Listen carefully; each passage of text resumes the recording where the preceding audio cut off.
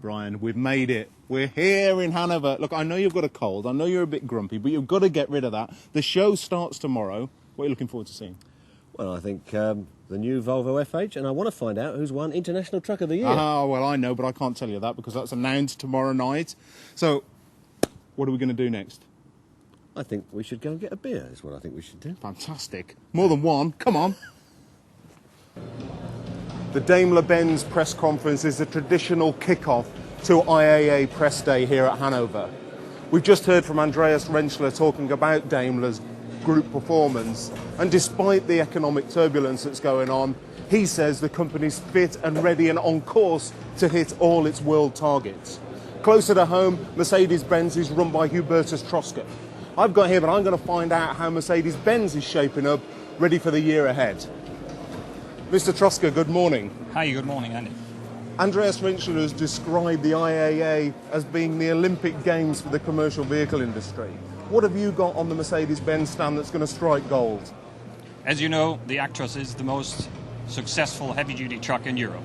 We've made the Actros, the new Actros, even better, especially in fuel consumption and in comfort for the driver. Right, and I understand you've now got a new power shift transmission as well? Yeah, we're the first one that will introduce power shift automatics, 12-gear, standard for on-road trucks. Right, okay. And then off-road, new construction range, I've been reading the press back. Yeah, we're premiering the new Actros construction truck. It will also be offered with automatics now, the power shift transmission, not standard, but you can now get it also in the Actros construction truck. Right. Rentschler tells us that Daimler's on course to hit all its targets. In Europe, market's a bit turbulent. How do you feel about performance for the year ahead? 2007, as you know, has been a record year. 2008 is going to be another record year, it's safe to say. But order intakes are slowing down a little bit, so it's getting more to a normalized level. But on the other hand, we've got markets like Brazil, which are booming and having the best years ever in the history. Also, Middle East is doing very good for us. Right, so no reason to panic? Nope. Fantastic. Have a good show. Thank you. You too. Bye-bye, Andy. We've known Nissan has been on the verge of something special when it comes to light commercial vehicles for the past 5 years. During that time, it's more than trebled van volumes. We're now sat in a concept of the NV200. It's Nissan's all-new product that's about to be launched to the market this time next year. Sat with me, I've got Andy Palmer. He's Vice President of Nissan's Commercial Vehicle Division. Andy, tell me a little bit about your aspirations. Well, the aspirations, of course, is to be a major player in the commercial vehicle segment globally.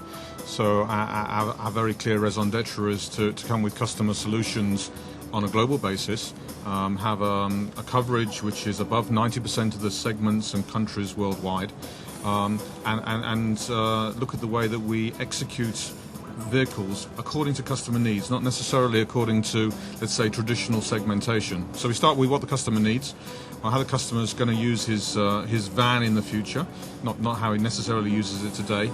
And our intention is to offer solutions that meet with those needs, which means we don't have one pan-global solution. We have a lot of different solutions for different countries, for different segments, for different people's needs.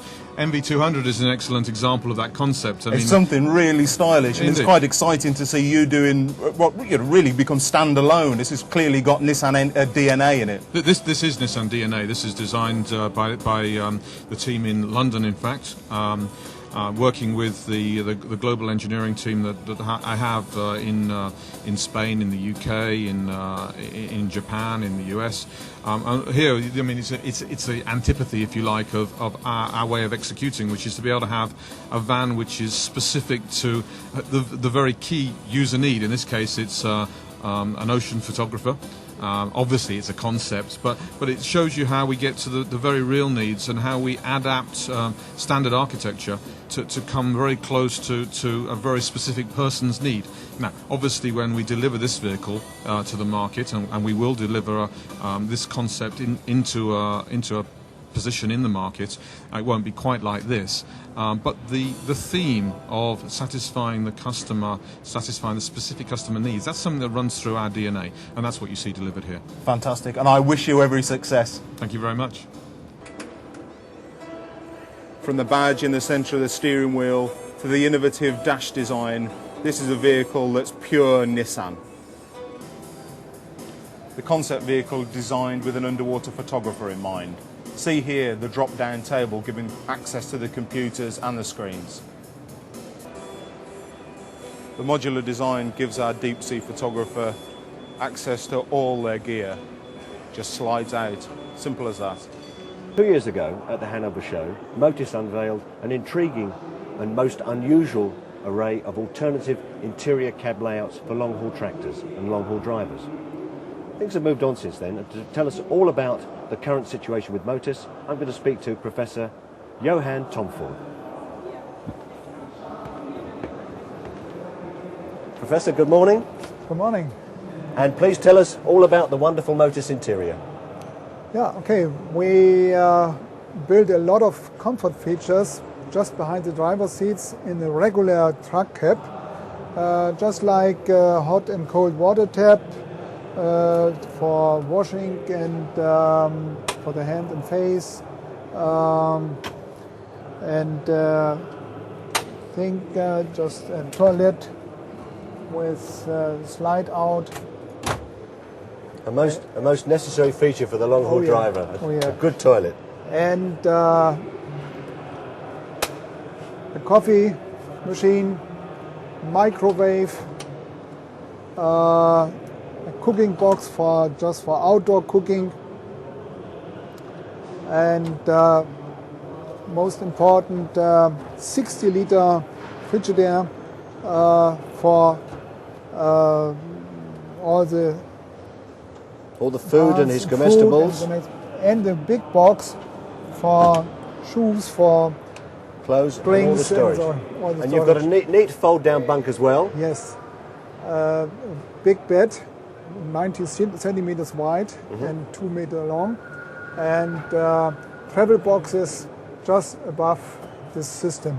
Now I understand if I want a Motus interior on my truck, I come to you and you will fit it in Hannover. But next year there are some exciting developments involving the OEMs. Yeah, we planned in the end of 2009 a production line just in the front from the OEMs. It could be Mercedes-Benz or it could be MAN. This is our future plan for the next year and for the next years. Very good. Well, with Motus, long-distance operators, and long-distance drivers in particular, no longer have to put up with poor facilities because they'll have them all in their cab. There's a bit of a do going on behind me.